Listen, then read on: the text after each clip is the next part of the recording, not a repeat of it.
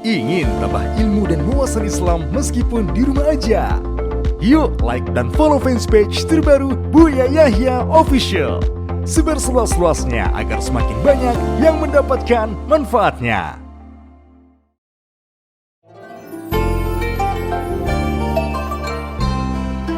Halo, assalamualaikum. Waalaikumsalam warahmatullahi wabarakatuh. Baik, dengan siapa di mana? Dengan hamba Allah di Indonesia. Dengan hamba di Indonesia. Baik, silakan kita bersalat terlebih dahulu. Allahumma salli ala sayyidina Muhammad wa ala ali sayyidina Muhammad. Allahumma salli wa sallim barik alaihi wa ala sahbihi. Baik, silakan langsung bertanya kepada Buya. Yang pertama saya mohon maaf, saya tidak menyebut tempat karena mengikuti saran Buya Yahya. Buya baik. Tadi, iya. Salam hormat saya untuk Buya. Segala doa terbaik untuk Buya dan para santrinya. Amin, amin, amin. Semoga Allah merahmati kita semua dan bangsa ini. Amin, amin. Dan insya Allah semoga Anda senang ini. Anda senang. Alhamdulillah. Karena saya tambah Anda selagi masih di dunia insya Allah. Baik. Oke. Panjang umur insya Allah. Alhamdulillah. Amin. Baik, silakan. Jadi begini Buya.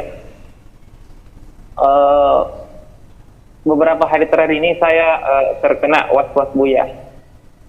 Was-was yang sebelum-sebelumnya berhasil semua saya tepis dengan menambah ilmu agama yang saya miliki dan semua. Cuman belakangan semakin sepertinya saya belajar, semakin was-was itu keras dan menyangkut hal-hal yang baru yang justru membuat saya semakin bersemangat untuk bertanya kepada orang-orang yang saya anggap punya pemahaman di ilmu itu. Nah, beberapa hari terakhir ini saya was-was kepada Anda sudah bertanya kepada berapa ustadz? Ada, kalau yang was-was terbaru ini, Buya, saya bertanya kepada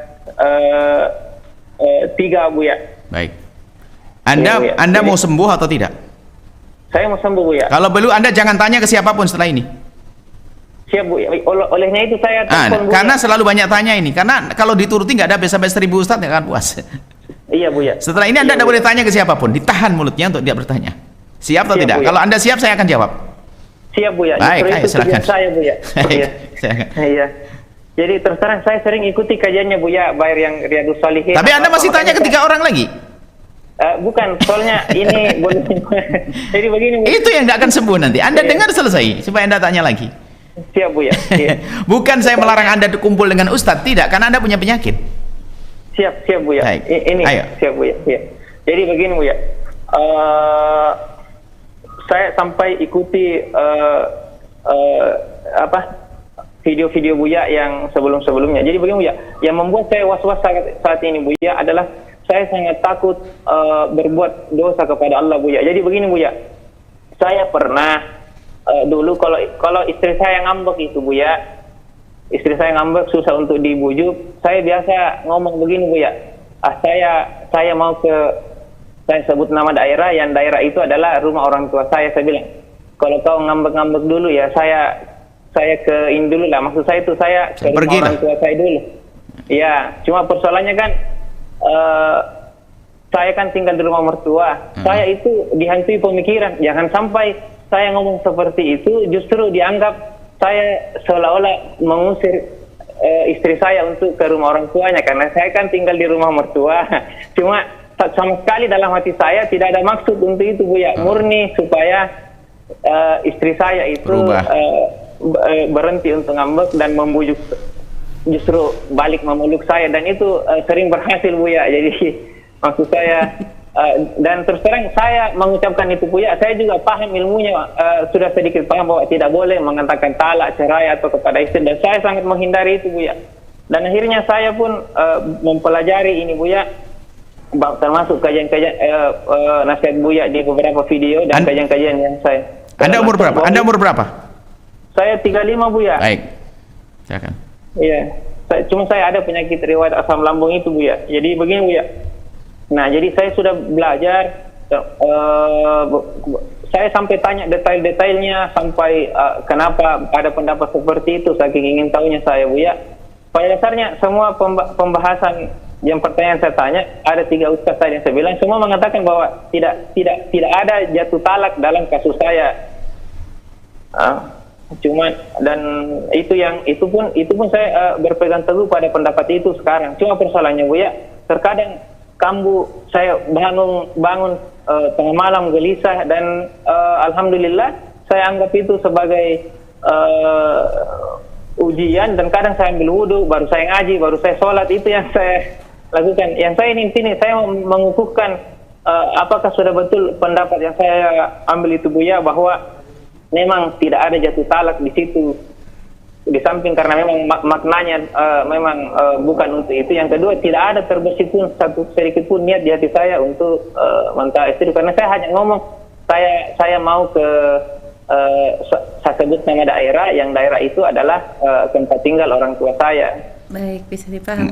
Ngana baik-baik sama istri, tapi nggak ada masalah? Nggak ada, saya sangat sayang, saya sangat sayang Buya, tidak. Cuma yang kadang-kadang tidak ada Buya, saya sangat sayang anak-anak saya didik semua agama, saya ajari sendiri, mulai ngaji apa semua, saya kadang ajari sendiri ngajinya Buya. Iya. Ngana baik-baik insya Allah. Baik, silakan. Iya Buya. Baik, cukup?